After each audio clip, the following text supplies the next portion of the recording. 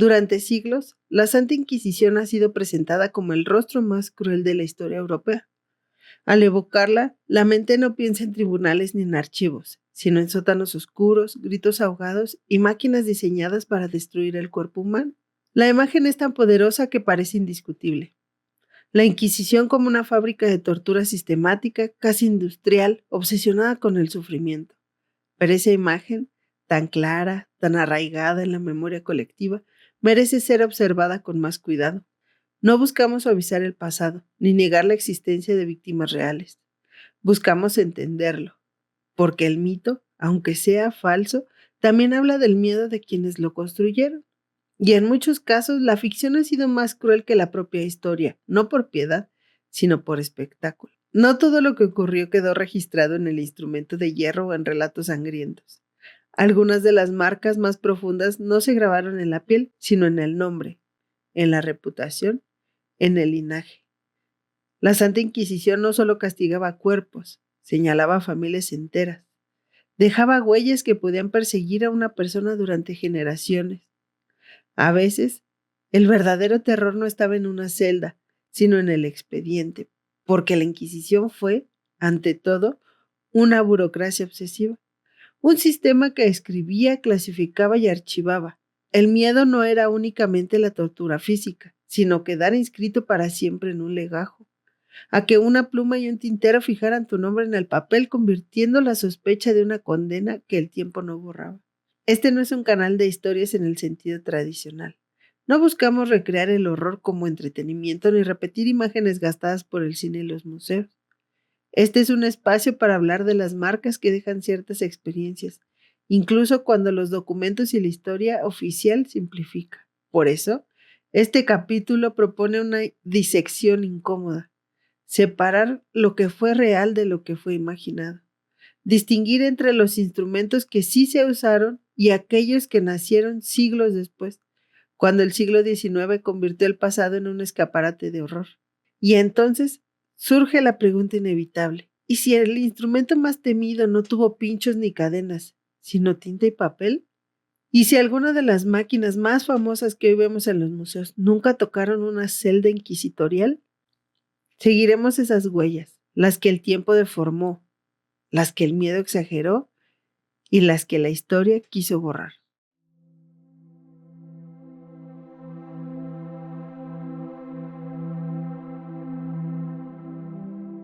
Cuando se habla de la Inquisición, suele pensarse en un ente único, homogéneo y omnipresente. Bajo ese nombre, sin embargo, existieron distintas instituciones en diferentes épocas y territorios con objetivos similares, pero métodos cambiantes. Hubo inquisiciones medievales, modernas, locales y centrales. El problema es que el imaginario posterior aplastó todos esos matices bajo una sola imagen de horror continuo. La Santa Inquisición nació en un contexto donde la herejía no era solo una falta religiosa, sino una amenaza al orden social. Pensar distinto implicaba vivir distinto, organizarse distinto y, en última instancia, desafiar la estabilidad política. Por eso, más que perseguir individuos, el sistema buscaba controlar ideas y cortar cualquier desviación antes de que se propagara. Contrario a la imagen popular, no se trataba de una institución caótica ni dominada por el arrebato. Funcionaba como una burocracia minuciosa. Recibía denuncias, frecuentemente anónimas. Abría procesos formales, acumulaba testimonios y redactaba expedientes extensos. El acusado, en muchos casos, era recluido en lo que se conocía como la cárcel del secreto, un encierro donde no se le informaba con claridad de qué se le acusaba ni quién lo había denunciado. Ese desconocimiento era parte esencial del castigo. No saber era a menudo peor que saber. La incertidumbre corroía lentamente. ¿Qué palabra fue la equivocada? ¿Qué vecino habló? ¿Qué gesto fue interpretado como sospechoso? El proceso podía durar meses, incluso años, tiempo suficiente para que el miedo se filtrara en cada rincón de la vida del acusado. En ese sentido, el castigo comenzaba mucho antes de cualquier instrumento físico. Bastaba con ser señalado. La acusación rompía vínculos, sembraba desconfianza en el vecindario y colocaba una sombra difícil de disipar. La Inquisición entendió algo fundamental. El miedo más eficaz no es el instrumento, sino el que se prolonga y se hereda. Cuando se aplicaba no era el centro del sistema, sino una herramienta dentro de un engranaje mayor. Se conocía legalmente como la cuestión de tormento, un recurso extremo que paradójicamente se utilizaba con menos frecuencia en tribunales inquisitoriales que en la justicia civil de la misma época. Estaba regulada en teoría, debía ser limitada, no provocar la muerte y evitar marcas permanentes. Estas normas no la volvían humana, pero revelan que el objetivo no era destruir el cuerpo, sino forzar una confesión que legitimara el proceso. Incluso en esos momentos, la maquinaria administrativa no se detenía. Durante las sesiones de tormento, un notario estaba presente. Su tarea era escribirlo todo: palabras, gemidos, silencios, negativas, súplicas. El dolor no solo se infligía, se registraba. Cada grito quedaba convertido en tinta, cada pausa en un renglón más de expediente. La frialdad del proceso reforzaba la sensación de que el individuo ya no era una persona, sino un caso. Pero la huella más devastadora no siempre recaía sobre el acusado, sino sobre su entorno. Uno de los castigos más eficaces fue la llamada muerte social. El condenado podía ser obligado a portar el San Benito, que era una prenda de infamia que lo señalaba públicamente. Después, ese mismo San Benito se colgaba en su parroquia, con su nombre, para que todos recordaran su culpa. No solo quedaba marcado, sus hijos, sus nietos y su linaje entero recordaban con sospecha durante generaciones. Con el paso del tiempo, cuando la Inquisición fue perdiendo poder real, su imagen comenzó a transformarse. El sistema que había funcionado mediante el archivo, el silencio y la sospecha se volvió un símbolo perfecto para proyectar nuevos miedos. Así nació lo que hoy se conoce como la leyenda negra, un relato amplificado por los enemigos del Imperio Español, ingleses, franceses y holandeses, que convirtió la Inquisición en sinónimo de absoluto barbarie. Fue entonces cuando aparecieron las cámaras subterráneas imposibles, las máquinas desmesuradas y los instrumentos diseñados más para impresionar que para haber sido usados. El horror dejó de ser burocrático y se volvió visual. El miedo ya no necesitaba ser eficaz, bastaba con que fuera impactante. Para entender qué parte de ese imaginario tiene sustento histórico y cuál pertenece al terreno de la exageración, es necesario mirar de cerca los instrumentos. Algunos existieron y fueron usados. Otros fueron reinventados siglos después, y algunos más jamás cruzaron una celda inquisitorial. Ahí es donde comienza la disección. Antes de hablar de hierros y mecanismos, conviene insistir en una idea central.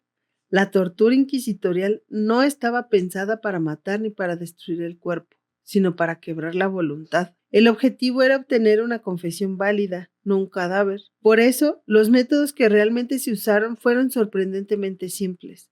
Su crueldad no residía en la forma, sino en el control. Uno de los procedimientos más frecuentes fue la garrucha, también conocida como estrapado. El acusado era atado de muñecas con los brazos llevados hacia atrás y elevado mediante una cuerda y una polea. El resultado eran dislocaciones dolorosas, inmediatas y eficaces. No había sangre, no había marcas evidentes, solo el cuerpo cediendo al peso de sí mismo. Junto a ella, el potro formaba parte del repertorio más conocido. El cuerpo era estirado de forma progresiva mediante cuerdas y rodillos. Cada giro aumentaba la tensión, cada pausa alargaba la espera. No se trataba de un estallido de violencia, sino de una administración precisa del dolor.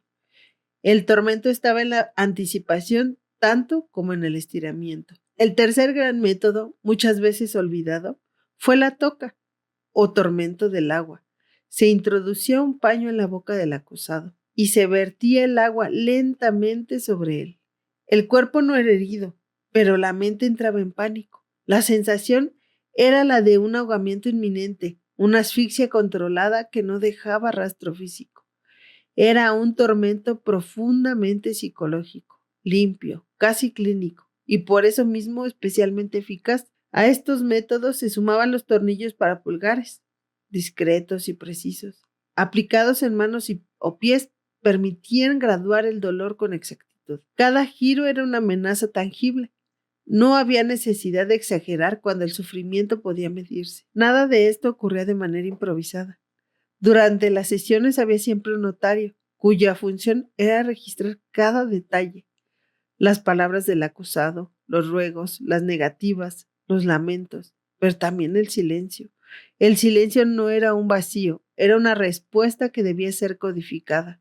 Cada "ay de mí", cada mutismo obstinado, quedaban atrapados en el papel, transformando el grito o su ausencia en un expediente administrativo. Y sí, había alguien más en la sala, un médico.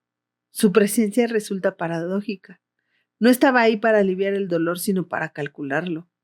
Su tarea consistía en certificar cuánto podía soportar el cuerpo sin morir y en asegurarse de que el acusado permaneciera consciente. Solo así su confesión tenía validez legal. Si el médico ordenaba detener la sesión, no era por compasión, sino era para preservar el proceso. Ese detalle revela hasta qué punto el sistema era meticuloso. La norma decía que no se podía torturar 2 veces. La solución fue suspender la sesión y retomarla más adelante, declarando que no se trataba de una segunda tortura, sino de la continuación de la primera. El dolor se administraba, se pausaba y se retomaba con lógica burocrática. Es importante subrayar que estos métodos no eran exclusivos de la Inquisición. De hecho, la justicia civil de la época solía ser más brutal y menos regulada. Sin embargo, dentro del sistema inquisitorial, estos instrumentos adquirieron un peso simbólico particular, no porque fueran extraordinarios, sino porque se insertaban en un proceso que ya había sido despojado al acusado de su nombre, de su reputación y su lugar en la comunidad. El dolor físico tenía un inicio y a veces un final. La huella que dejaba el procedimiento no. Aquí aparece la primera grieta definitiva del mito. Lo verdaderamente aterrador no fue la sofisticación de las máquinas, sino su banalidad. No había genio diabólico sino repetición. No había espectáculo sino rutina. El horror no estaba diseñado para impresionar, sino para funcionar. Y entonces la pregunta se vuelve inevitable. Si esto fue real, sobrio, controlado, casi administrativo, ¿en dónde salieron las máquinas desmesuradas, teatrales y monstruosas que hoy llenan museos y libros? Y ahí es donde el mito empieza a reclamar su turno. Si los instrumentos reales de la Inquisición fueron sobrios, funcionales y casi invisibles, los que hoy dominan el imaginario colectivo pertenecen a otro mundo. No nacieron en las celdas ni en los manuales inquisitoriales. Nacieron mucho después, cuando el miedo dejó de ser un mecanismo de control y se convirtió en un producto cultural. A partir del siglo XIX, el horror histórico comenzó a venderse. Museos, grabados, libros ilustrados y exposiciones descubrieron que el pasado podía ser rentable si se hacía más cruel, más gráfico y más teatral. La Inquisición, ya despojada de poder real, se convirtió en el villano perfecto, distante, silenciosa y fácil de convertir en una caricatura. El ejemplo más célebre es la doncella de hierro, un sarcófago metálico lleno de pinchos, diseñado para cerrarse lentamente sobre el cuerpo de la víctima. Es una imagen poderosa, inolvidable y falsa. No existen registros medievales que describan su uso inquisitorial, pero hay un detalle más revelador. La famosa doncella de Nuremberg fue un auténtico Frankenstein histórico. Fue construida en el siglo XIX ensamblando piezas de metal de distintas épocas para que pareciera antigua. Su consagración llegó cuando fue exhibida en la Exposición Universal de Chicago de 1893. Frente a millones de visitantes, el mundo compró la idea de que la Edad Media y la Inquisición habían sido parques temáticos de tortura.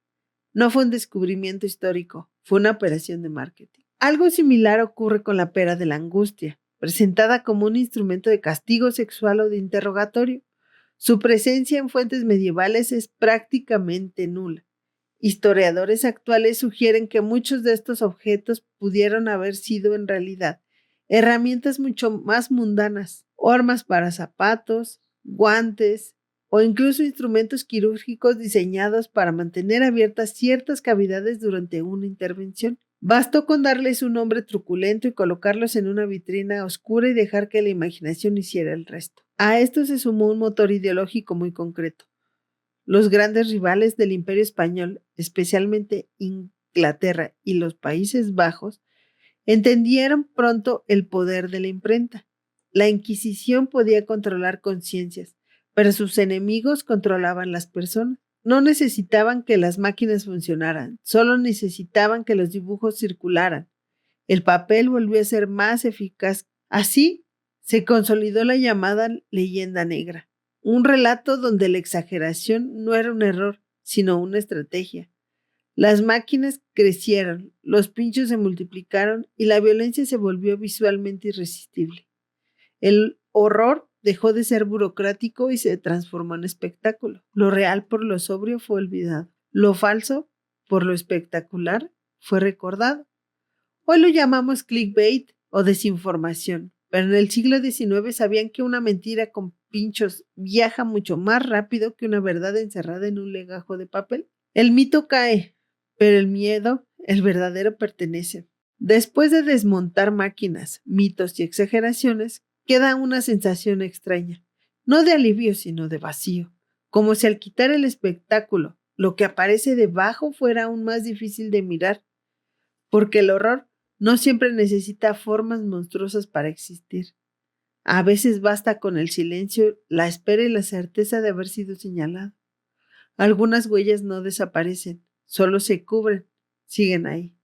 Y cuando alguien se detiene a mirar con atención, no para de consumir el miedo, sino para de entenderlo. La historia nos devuelve la mirada. No venimos a coleccionar horrores ni a repetir imágenes gastadas.